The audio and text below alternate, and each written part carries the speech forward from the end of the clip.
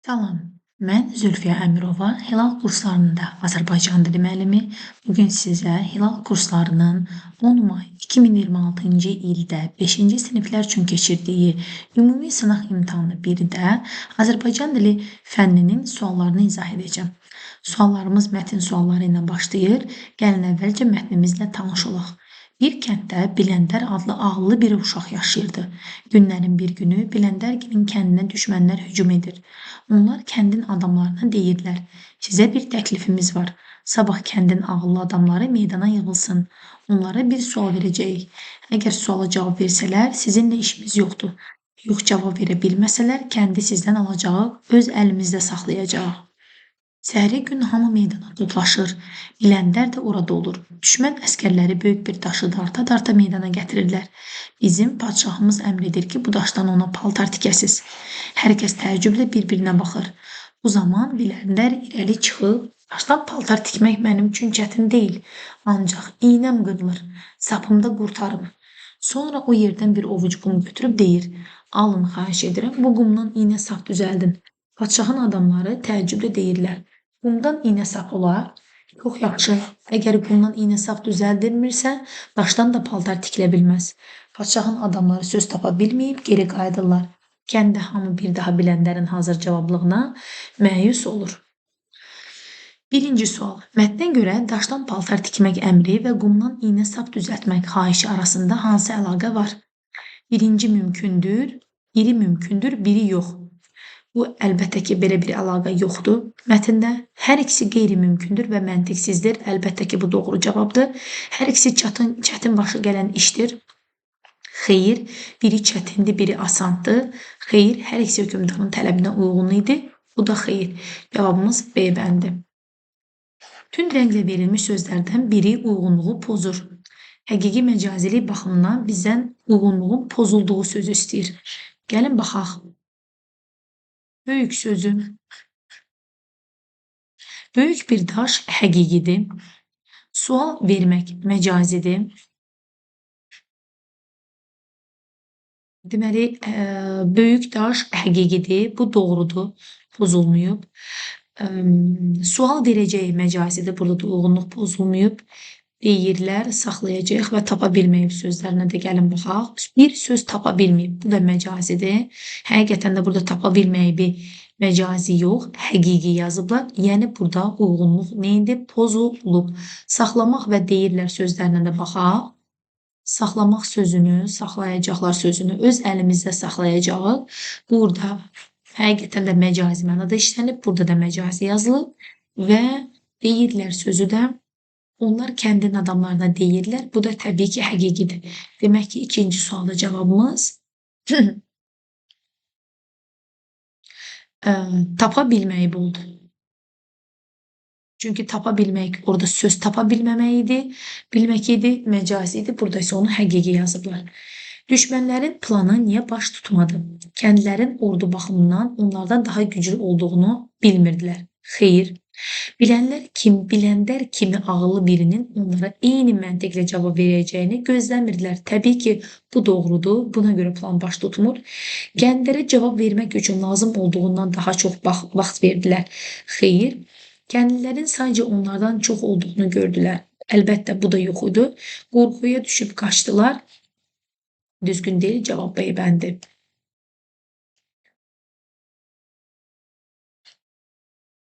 Dördüncü sual. Mətndəki hadisədən üzə çıxır. Padşahın kəndlə bağlı əsl niyyəti bu doğrudur. Yardımsevərliyi isə üzə çıxmır. Biləndərin düşmənlərdən qorxması qətiyyən düzgün deyil. Çünki Biləndər qorxmur. Özündən razı da deyil idi. Amma onun zəkası əlbəttə ki, üzə çıxır. Demək ki, bizdən üzə çıxan şeylər istəyirsə biz götürəcəyik 1-i və 5-i. Cavabımız B bəndidir.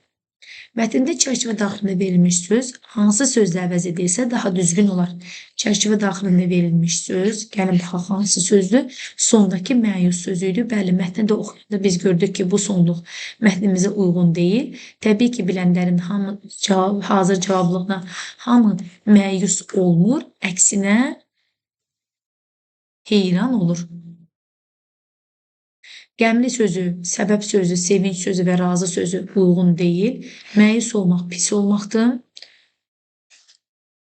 Gəlin baxaq. Kənddə hamı bir daha bilənlərin hazır cavablığına heyran olur. Bəli. 6. Mücərrəd mənalı düzəltmə ismi seçin. Əvvəla biz burada ismi seçməliyik. Sonra onun mücərrəd və düzəltmə olduğuna baxmalıyıq. Bədbəxtlik, göyərti, bacarıq, getgəl, sarsıntı hamısı isimdir. Mücərrəd olmağına baxaq. Bədbəxtlik mücərrəddir, lakin quruluşca mürəkkəbdir. Göyərti konkretdir, bacarıq mücərrəddir, həm də düzəltmədir. Cavabımız B bəndidir. Getgəl mürəkkəb sözdür, sarsıntı da sadə sözdür. 7-ci sual. Hansı nümunədə məstər ismin xüsusiyyətini daşıyır? A bəndində məstər yoxdur. Burada feilin təsriflənməyən forması feili bağlama var. B bəndində vuran öküzə Allah buynuz verməz. Burada da məstər yoxdur. C bəndində o taydan qalxınca bir qara dəstə, yayılım atəşləri yayıldı düzə. Burada da məstər yoxdur. Prokuror bu işləri yoxdan heç yana getməyəcəkdir. Burada da məstər şəkilçisi təsriflənməyən feil yoxdur. Demək ki, cavabımız E bəndidir. Tədbirdə onların oxumağına hər kəs heyran oldu. Sözün kökü oxudu. Maq məstər şəkilçisidir. I mənsubiyyətdir. A da yönlü kal şəkilçisidir. Yəni ismin xüsusiyyətlərini bu məstər qəbul etmişdir. Müqayisə cədvəlinə əsasən altına xətt çəkilmiş sözlər haqqında yanlış olanları seçin. İnsanlar ürəkdən gülməyi bacarmalıdır. Gəlin burada ürəkdən sözü ilə bağlı görək nə yazıblar. Tərkibində həm açıq, həm də qapalı heca var. Gəlin sözün hecasını altdan göy qələmlə yazaq. Ürəkdən formasında 3 hecəyə bölünür. Sözdə həqiqətən də həm açıq, həm də qapalı heca var. Bu fikir doğrudur. Amma gəlin baxaq görək, bu fikir bizdə bərkdən sözünə də aiddirmi? Xeyr, aid deyil. Çünki burada yalnız qapalı hecalardır. Deməli, bu fikir doğrudur. Tələffüzü fərqlənir.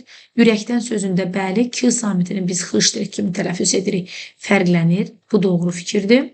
Bərkdən sözündə isə k samitinin tələffüzü dəyişmir. Olduğu kimi qalır. Çünki bərk sözü tək hecalı sözdür. Üçüncü fikir, tərkibində söz düzəldici şəkilçi işlənib. Həqiqətən də bərkdən sözündə söz düzəldici şəkilçi işlənib, lakin ürəkdən sözündə də söz düzəldici şəkilçi işləndiyi üçün cavabımızı 3'ü biz yanlış götürəcək. Çünki 3 ortaq xanada yazılmalıydı. Tərkibində açıq heca yoxdur. Həqiqətən də bu sözün tərkibində açıq heca yoxdur. Tərkibində samitlərin hamısının qarşılığı var. Ürəkdən sözündə r samitinin qarşılığı yoxdur, n-nin qarşılığı yoxdur. Bərkdən sözündə də samitlərin qarşılığı yoxdur. Yəni 5-ci fikirdə yanlışdır. Ümumi qrammatik mənasına görə hər ikisi zərfdir. Bəli, bu sözlərin hər ikisi zərfdir. Ürəkdən gülmək, bir də bərkdən danışmaq. İkisi də hərəkəti izah edir. İkisi də zərfdir. Həqiqətən də özü düzəltmə zərflərdir. Deməli, bizdən yanlış olanları istəyirsə biz götürməliyik. 3'ü, 5'i və salam. Cavabımız 3 və 5 olacaq. 9-cu sual. Yalnız əsas tərəfi əlamət bildirən sözlə ifadə olunan söz birləşməsi hansı bənddə verilib? Əsas tərəfləri baxaq. İgidin yaxşılığı.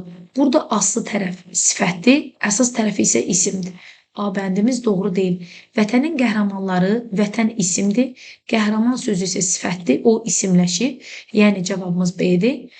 Mənzərənin gözəlliyi mənzərə isimdir, gözəllik isimdir. Yun döşəkçə yun da isimdir, döşəkçə də isimdir. Uşağın qızdırmasında uşaq sözü də qızdırma sözü də ikisi də isim olduğu üçün cavabımız B bəndidir. 10-cu sualda bizə nə deyir? Deyir ki, uyğunluğu müəyyən edin. Durğu işarələri təbii ki, buraxılıb. Nəqli cümlə, biz bilirik ki, hər hansı bir informasiya vermək məqsədi ilə istifadə olunan cümlələr nəqli cümlələrdir. Yaşa, yaşa ana vətən. Burada bir informasiya verilmir. Əksinə, insanın arzusu, diləyi, hissi, həyəcanı dilə gətirilir. Yəni, bu nida cümləsidir. Onlar bunu nə zaman biliblər? Nə zaman sual əvəzliyidir? Demək ki, bu sual cümləsidir. Şirin xatirələri bir-biri yadına salırdı. Burada da informasiya verilib. Bu da nəqli cümlədir. Cavab olur bizdə C, B, A, B bəndi. Birinci sual. Ləngedildik sözünün tərkibinə görə təhlili hansı sxemdə düzgündür? Sözün kökü ləng, ləngimək, feil düzəlir. Ləngitmək yenə feildən feil düzəlir. Ləngidilmək feildən feil düzəlir. Ləngidildi keçmiş zaman şəkilçidir. Kildə şəxs onluğudur. Demək ki, bu sözdə 3 leksik, 2 qrammatik şəkilçi var. Cavabımız A bəndi sxeminə uyğun gəlir. Sözün orfoqrafiyası səhv verilib. Toy, büsat düzgündür. Subtropik düzgündür. Mühüm düzgündür. Yanlış düzgündür. Magnetofon sözü isə magnitofon yazılır, magnetofon deyilməlidir. 13-cü sual. Cümlələrin birində qeyri-müəyyən miqdar sayı işlənmişdir. Biz bilirik ki, qeyri-müəyyən miqdar sayı əşyanın konkret olmayan sayını bildirir və nə qədər sualına cavab verir. Bir cərgə boş qalmışdır. Burada cümlədə say 1-dir və o müəyyən miqdar sayıdır. Əşyanın konkret sırasını, miqdarını bildirir. Miqdarını bildirdiyi üçün az ye, həmişə ye. Burada az qeyri-müəyyən miqdar sayını oxşuyur. Lakin bu qeyri-müəyyən miqdar sayı deyil. Çünki az sözü hərəkətin kəmiyyətini bildirdiyi üçün bu kəmiyyət zərfidir. Körpənin İlk sözü ana oldu. Bu cümlədə say yoxdur. İlk sözü bizi çaşdıra bilər, amma ilk deyə belə bir sayımız yoxdur. İlk sözü sifətdir. Tək əldən səs çıxmaz. Bu cümlədə də say yoxdur. Tək sözü burada da saya bənzəyir, lakin say deyil, bu sifətdir ümumi qrammatik mənasına görə. Onu az adam tanıyırdı. Təbii ki, burada az sözü adamın dəqiq olmayan qeyri-müəyyən miqdarını bildirdiyi üçün cavabımız E bəndidir. Verilən feillərdən biri indiki zamandadır. Bitir sözü, bəli, indiki zamandadır. Buradakı ir şəkilcisi həm bitirmək feili kimi leksik, həm də indiki zamanda düşünülə bilər. Bitər sözü qeyri-qəti gələcək zaman, bitəcək sözü qəti gələcək zaman, bitmiş sözü nəqli keçmiş zaman, bitib sözü də nəqli keçmiş zamanın ıb, ib, ub, üb şəkilçinin düzələn formasıdır. Ona görə də cavabımız bizim olacaq A bəndi. Söz birləşməsidir. Söz birləşməsi iki müstəqil leksik mənalı sözün məna və qrammatik cəhətdən birləşməsinə deyilir. Bu sözlər mütləq şəkildə leksik mənaya malik olub ayrı yazılmalıdır. Günə baxan mürəkkəb isimdir və o bitişik yazılıb. Qara toyuq mürəkkəb isimdir. Şəhərlər arası mürəkkəb sifətdir. Tünd qara mürəkkəb sifətdir. Cavabımız birinci metaldır. Çünki bu sözlər ayrı yazılıb. Hər ikisinin də ayrı-ayrılıqda leksik mənası olduğu üçün söz birləşməsi əmələ gətirib. 16-cı sual. Sözün tərkibində bir leksik və 2 qrammatik şəkilçi işlənmişdir. Gəlin baxaq. Yarış sözün köküdür. Çığ leksikdir. Lar qrammatik, cəm şəkilçi, tam çıxışlı xal şəkilçidir. Burada bir leksik, 2 qrammatik şəkilçi işlənir. Bu doğrudur. Dağıntılara sözündə dağıntı sözün köküdür. Lar cəm şəkilçi, A yönlük aldı. Burada leksik şəkilçi yoxdur. Salam sözün köküdür. La leksikdir, şı leksikdir. Feildən la adlardan feil düzəldi, şı feildən feil düzəldi. D keçmiş zamanda lar qrammatikdir. Burada 2 leksik olduğu üçün C bəndi də doğru deyil. Nənə sözün köküdür. M qrammatik mənsubiyyət, gil leksik, dəki leksik. Burada da 1 qrammatik, 2 leksik olduğu üçün cavabımız D deyil.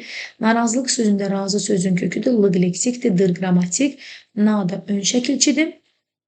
Yəni bu söz 1 leksik, 2 qrammatik şəkilçidən ibarət olmayıb, 2 leksik şəkilçisi olduğu üçün cavabımız E bəndi də doğru deyil. 17-ci sual. Mücərrəd və konkret isim kimi işlənə bilən amonim sözü müəyyən edin. Deməli, gəlin sıralayaq. Biz əvvəlcə isim tapmalıyıq.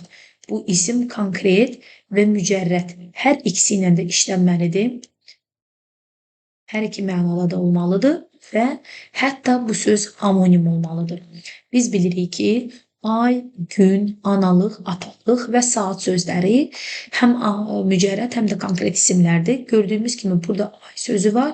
Digər qarı, çay, yad və söz bunlar həm konkret, həm mücərrəd isimlər deyil.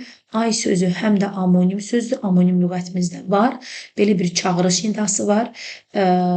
Göy cismi var, ay. Bir də ilin 12 hissəsindən birisinə ay deyirik.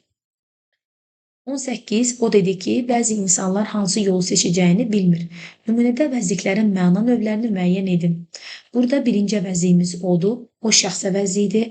Bəzi bizdə sifəti xatırlada bilər, lakin bu qeyri-müəyyən əvəzlikdir. Hansı sözü burada sual əvəzliyidir? Seçəcəyini bilmir. Deməli, bizdən nə istəyir? Ardıcılığa ehtiyac yoxdur. Şəxs, sual əvəzliyi və qeyri-müəyyən əvəzlik. Cavabımız olacaq 1, 2 və 4 E bəndi. Dünənki qonaqlar bizə gələrkən yolda yaman islanmışdılar. Nömrələnmiş sözlərdən hansılar cümlənin qrammatik əsasını təşkil edir? Nə etmişdilər? İslanmışdılar. Kim islanmışdı? Qonaqlar. Bu cümlənin qrammatik əsasıdır. Qrammatik əsas dedikdə mübtəda xəbər, yəni cümlənin baş üzvləri nəzərdə tutulur. Cavabımız C bəndidir. Həm say, həm də zərf kimi işlənə bilməz. Az sözü həm say, az insan, az danış işlənir. Çox işlə, çox kitab işlənir. Bir qədər tutaq ki, meyvə, tərəvəz və s. bir qədər danışdıq işlənir. Birinci sözü yalnız sıra saydı, o zərf kimi işləmir. Biraz işlədi, burada zərfdir. Biraz tutaq ki, meyvə topladıq. Burada isə nə olacaq? Say olacaq. Yəni cavabımız bizim E bəndi də deyil. Üçün, daha, əvvəl, ən, sarı, başqa və ilə verilən sözlərdən neçəsini leksik mənası olan söz kimi düşünmək olmaz. Üçün yalnız qoşmadım. Leksik mənası sözlərdən neçəsini leksik mənası olan söz kimi düşünə bilmərik. Bəli, üçün sözün leksik mənası yoxdur. Daha sözün leksik mənası yoxdur. Əvvəl sözün leksik mənası ola bilər. Ən sözün leksik mənası yoxdur. Sarı sözün leksik mənası ola bilər. Başqa sözün leksik mənası ola bilər. İlə sözünün də leksik mənası yoxdur. Demək ki, cavabımız 4D bəndi.